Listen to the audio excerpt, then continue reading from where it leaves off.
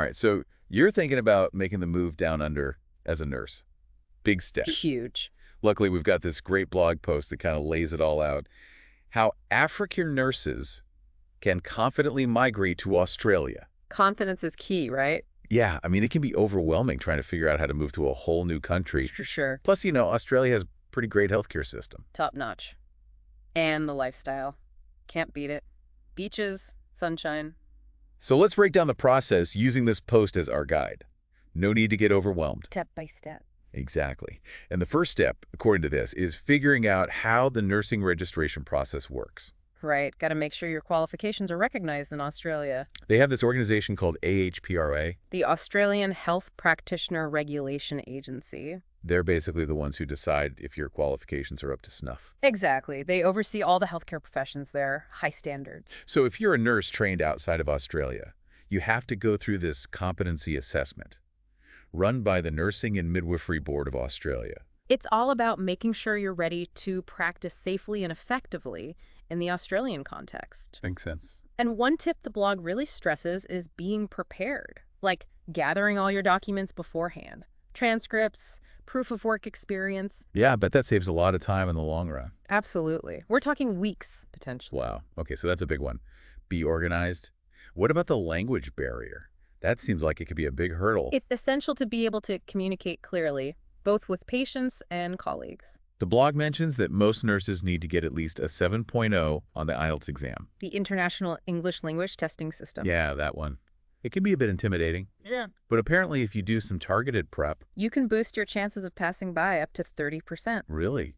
30%? That's huge. There's also the OET, the Occupational English Test. It's specifically designed for healthcare professionals. So you've got options. But definitely sounds like some prep time is a good idea. Okay, so we've covered registration and language. Now, how do you actually get yourself to Australia? Visas, I guess. Right. The blog talks about 3 main pathways. Ooh, like choosing your own adventure. Exactly. You've got the Skilled Independent Visa, that's subclass 189. It's points-based. Your age, work experience, qualifications, they all factor in. So no need for an employer to sponsor you. Right. Then there's the Skilled Nominated Visa subclass 190. This one means a state or territory in Australia is actually nominating you. They want you. Nice. And the third pathway? Employer-sponsored visas.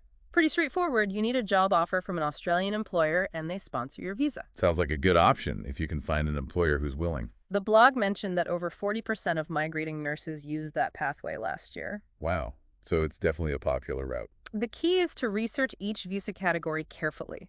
The requirements are different for each one. Yeah, don't just assume they're all the same. Okay, so let's say you've got your visa sorted. Now what? Actually moving there and getting settled. Right. The blog talks about the importance of practical prep. It's not all about the paperwork. Right, you need a plan. Exactly, like figuring out your finances. How much is it going to cost to relocate? Housing. Day-to-day living expenses. Yeah, that's a big one. I bet the cost of living varies a lot depending on where you go in Australia. Oh, for sure. Big cities like Sydney and Melbourne are going to be way more expensive than smaller towns. There's something to think about when you're choosing where to settle down. What else? What about getting used to the Aussie culture? That's got to be a bit of an adjustment. The blog calls it cultural familiarization. It's important to understand the way things work in Australia, the customs, traditions, even just the sense of humor. Yeah.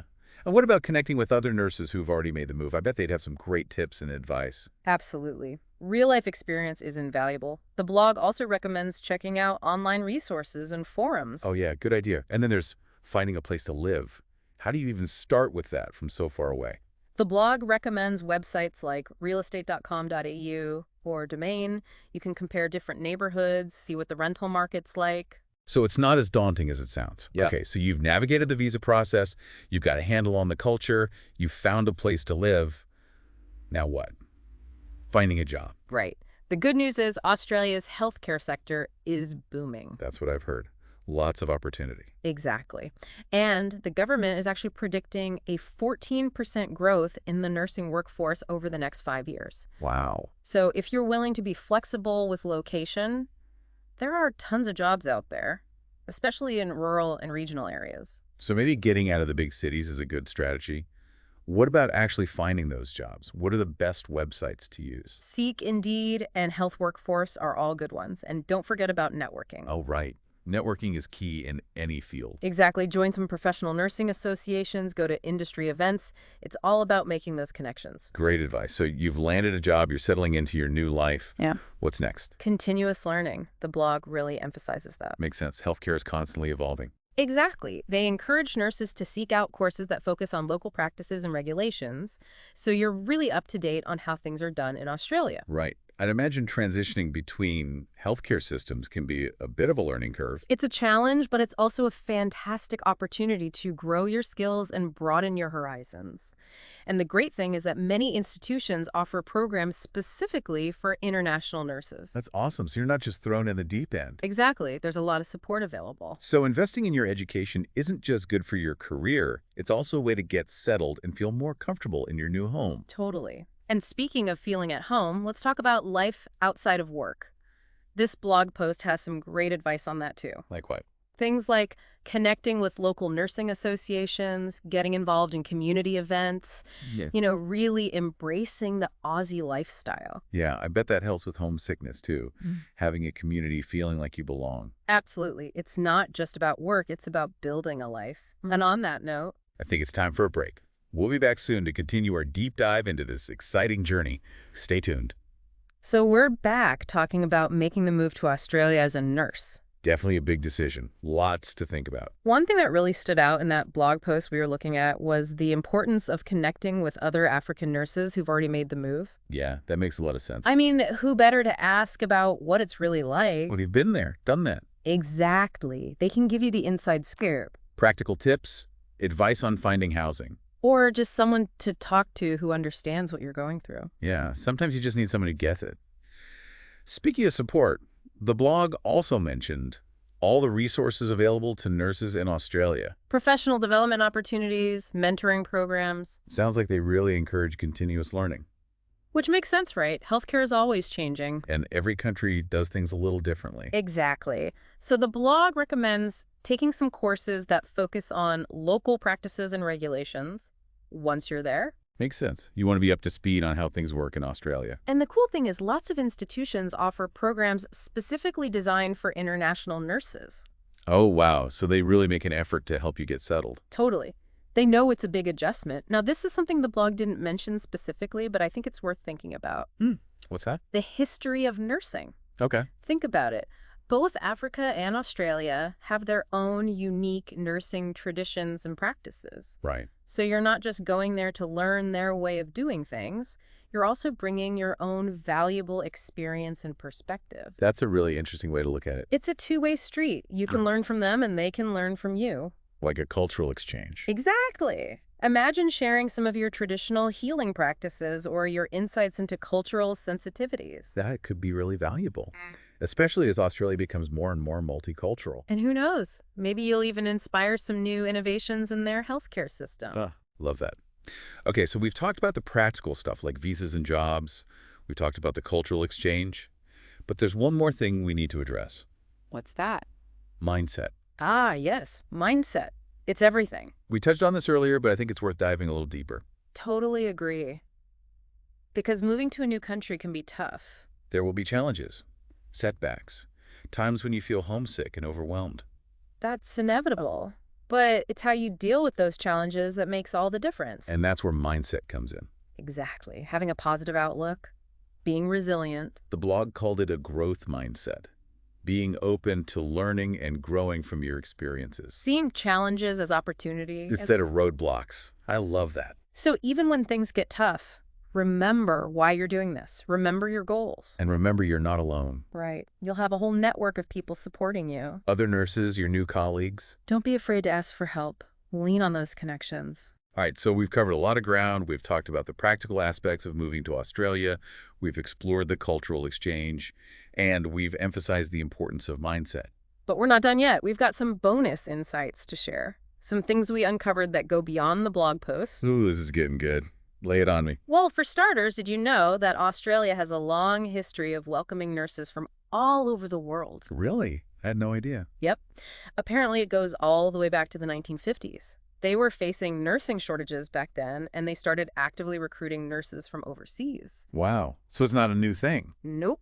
They've been doing it for decades. And it's created this incredibly diverse and multicultural nursing workforce. That's amazing. It is. And it brings so much richness to the healthcare system, different perspectives, different approaches to care. It's like a global melting pot of nursing knowledge. Exactly. But of course, with that diversity comes the need for cultural sensitivity and awareness.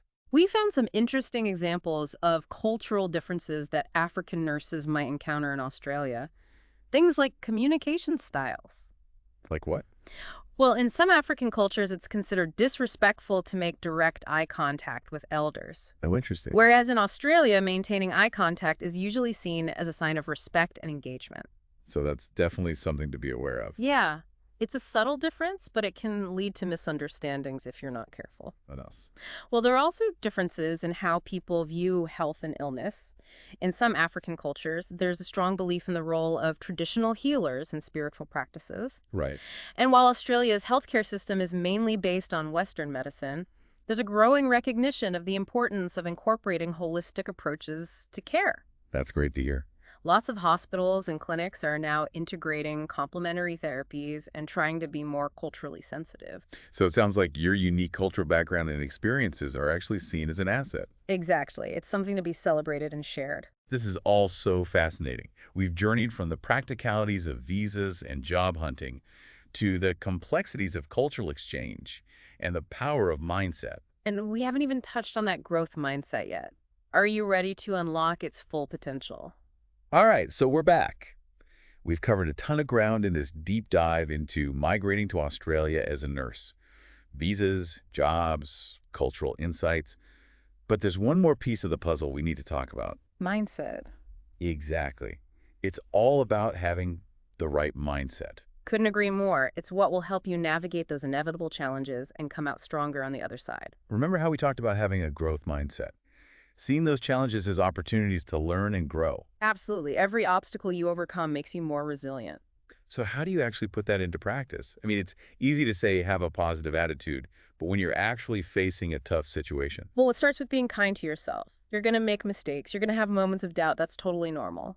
Yeah, I think we all have those moments. The key is to not let those moments define you. Don't beat yourself up over them. Easier said than done sometimes. True. But remember, you're not alone in this. You'll have a whole support system in Australia. Your colleagues, other nurses who've been through the same thing. Reach out to them, ask for advice, share your experiences. Exactly. Community is so important. And when you're feeling overwhelmed, just remember why you chose to do this in the first place. What are your goals? What are you hoping to achieve? Reconnect with that sense of purpose. That's what will keep you going when things get tough. And trust me, they will get tough at times. But you've got this. Okay, so before we wrap up this deep dive, any final words of wisdom for our listeners who are about to embark on this exciting journey?